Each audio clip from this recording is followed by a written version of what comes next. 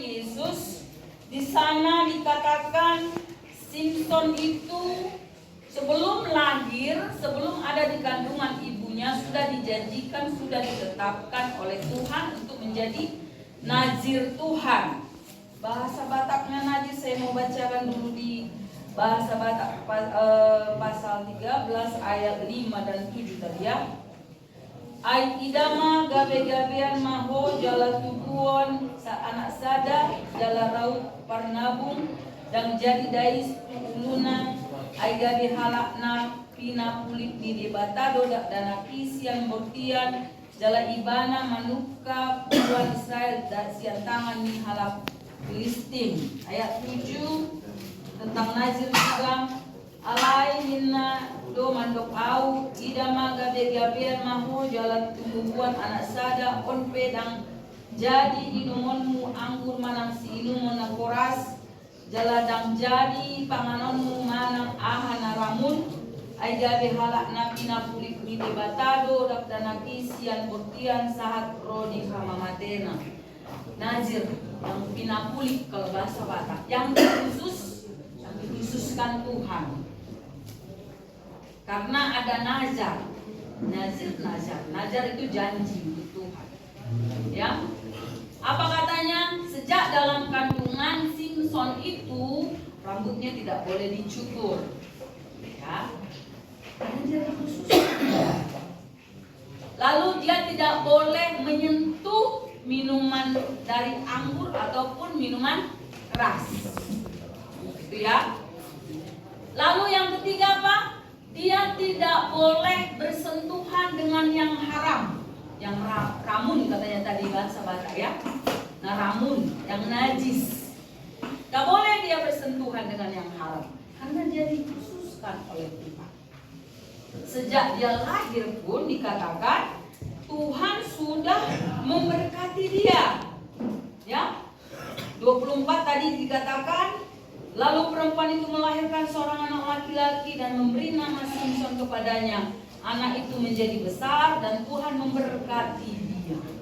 Dikhususkan dan setelah dia lahir, dia diberkati oleh Tuhan dengan memiliki kekuatan yang luar biasa. Kekuatan yang pertama itu dilakukannya adalah ketika dia mengalahkan orang-orang Filistin. Di pasal yang ke-15. Nanti baca di tempat masing-masing pasal 15. Waktu dia mengamuk karena istrinya dari orang Timna itu dikasih oleh ayahnya ini sama temannya. Ditinggalkannya tapi dia tidak mau istrinya itu dikasih sama orang lain. Akhirnya dia mengamuk sama orang Filistin dan menghabisi orang Filistin dengan sedemikian rupa. Saudara yang kekasih, kekuatannya juga apa? Waktu dia melawan singa, seekor singa. Singa itu dilawannya seperti melawan apa katanya? Seperti melawan seekor kambing katanya begitu ya. Dia bisa melawan menghabisi. Lalu mengalahkan orang-orang Filistin juga waktu di Gaza. Jadi kata kota Gaza itu sudah ada di Alkitab. Ya.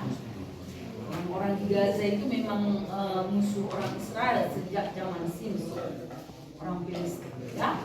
Jadi peperangan itu sudah dimulai sejak dulu, bukan sejak sekarang aja. Lalu dia dinazirkan, dikhususkan, dipilih, dipanggil Allah dari sejak dalam kandungan, bahkan sebelum dikandung oleh ibunya. Saudara yang kekasih, orang Kristen tidak ada yang namanya, tidak mengakui itu namanya takdir atau nasib. Jadi jangan kita bilang, sudah nasib punya aku masuk penjara. Sudah nasib punya, sudah digariskan Tuhan di tangan itu aku seperti ini. Tidak ada. Kita akan buktikan dari sini. Simson sudah dikhususkan Tuhan sejak lahir, ya kan? Amin. Sudah dikhususkan Tuhan menjadi orang yang diberkati, menjadi orang kuat, menjadi hakim untuk orang Israel. Tapi kita akan tahu bagaimana akhir hidupnya. Kita lihat dulu akhir hidupnya bagaimana di pasal 16. Kalau kita buka pasal 16, akhir hidup Simson, ya, ayat yang ke-21. Coba kita baca pasal 16 ayat 21. Semua yang dapat kita baca sama-sama ayat 21. 1, 2 yang. Orang Filistin itu menangkap dia, mencukil kedua matanya dan membawanya ke Gaza. Di situ dia dibelenggu dengan 2 rantai tembaga dan pekerjaannya di penjara ialah menggiling. Orang Nazir, orang yang dikhususkan Tuhan, sebelum dia mati menjadi orang di penjara dan menggiling kerjaannya di penjara. Itu pekerjaan budak pada zaman. Saya bacakan dalam bahasa Batak ya, ayat 21. Dumi ditakup halak Filistin maibana, jala dipulsikon matana, jala dipatuat ibana tu Gaza, laut dirantai ibana dohot 2 rantai tembaga, jala ikon maduda ibana di bagasan bagas hurungan, menggiling. Ada kalau filmnya dia harus menggiling setiap saat, tidak berhenti. Kalau di sini lebih enak, pagi siang sore dikasih makan. Di ruangan mana? Di ruangan kamar masing-masing kan? Suruh ibadah seperti ini. Simson lebih dari dia menjadi seperti budak, menggiling. Di akhir hidupnya dia menggiling. Pekerjaan budak dikerjakan. Dia seorang hakim yang dikhususkan. Apalagi yang terjadi di akhir hidupnya? Hakim-hakim pasal 16 masih ayat 25 sampai ayat 26. Ayat 25. Ayat 25 aja. Kita baca sama-sama semua yang dapat. Ayat 25. Sudah dapat semua? Baca sama-sama 1, 2 ya. Ketika hati mereka berkatalah mereka, panggillah Simson untuk melawak bagi kita.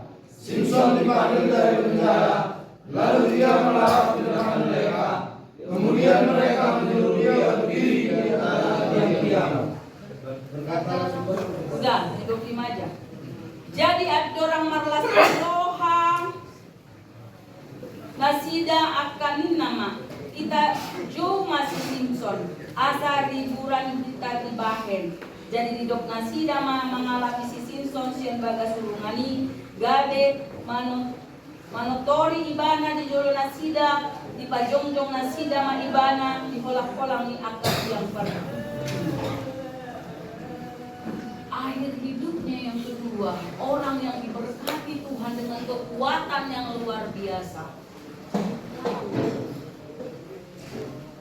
Saya mau menangis kalau mengingat ini. Orang yang dikhususkan Tuhan.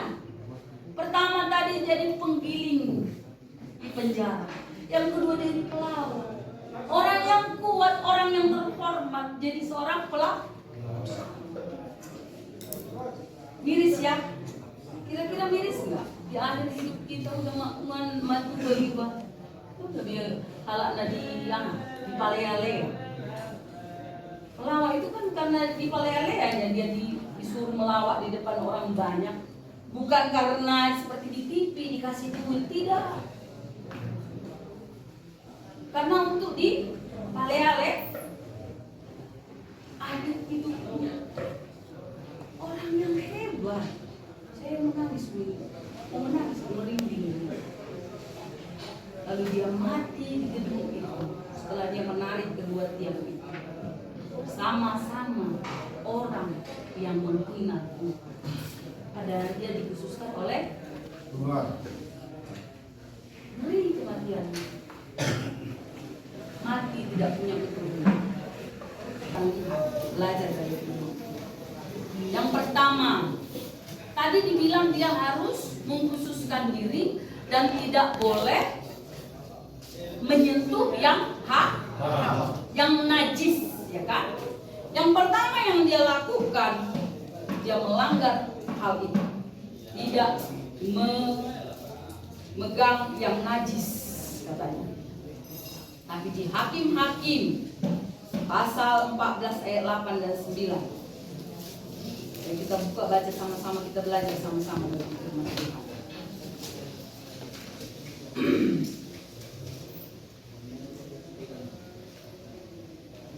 Sama-sama kita baca ayat 8 pasal 14. 1, 2, 3 ya.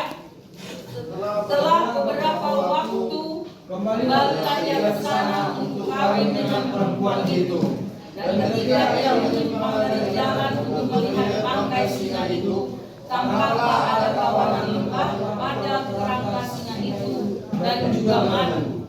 Dikerutnya madu itu ke dalam tangannya dan sambil memakannya ia berkata berjalan terus. Kemudian berilah ia kepada ayahnya dan ibunya dan memberikan juga kepada mereka. Lalu mereka memakannya, tetapi tidak diceritakan kepada mereka bahwa madu itu dikerutnya dari kerangka singa. Ayat pasal 15 ayat 15. Ayat 15. Pasal 15. Sama-sama kita baca. 1, 2 ya.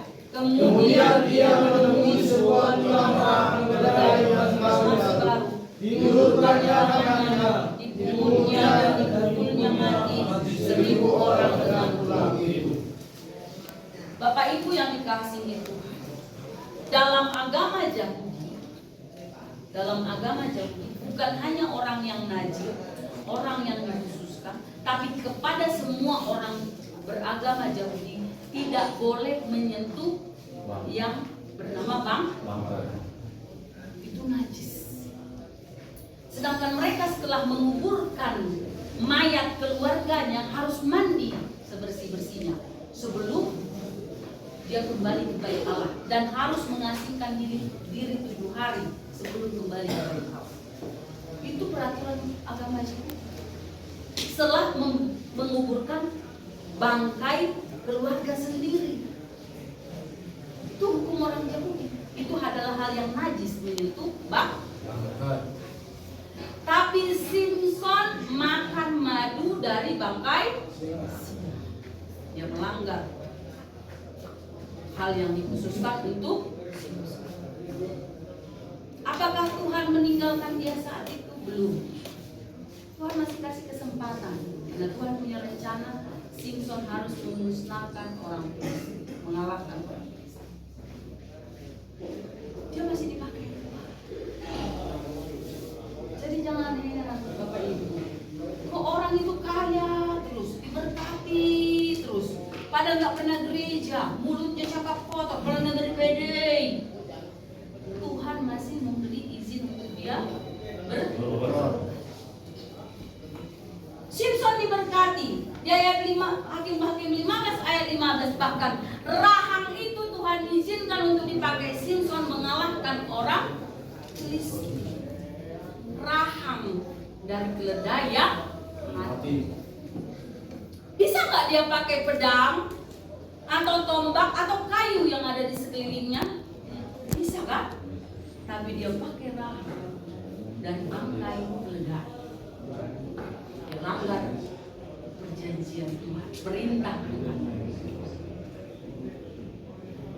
Lalu apa lagi yang dilakukan yang melanggar firman Tuhan? Di Hakim-Hakim pasal 16 ayat 1. Baca sama-sama. 1, 2, 3 ya. Pada suatu kali ketika Simson pergi ke Gaza, dilihatnya di sana seorang perempuan sundal, lalu menghampiri dia. Dia orang asing, tapi dia menghampiri perempuan sundal. Tahu perempuan sundal kan?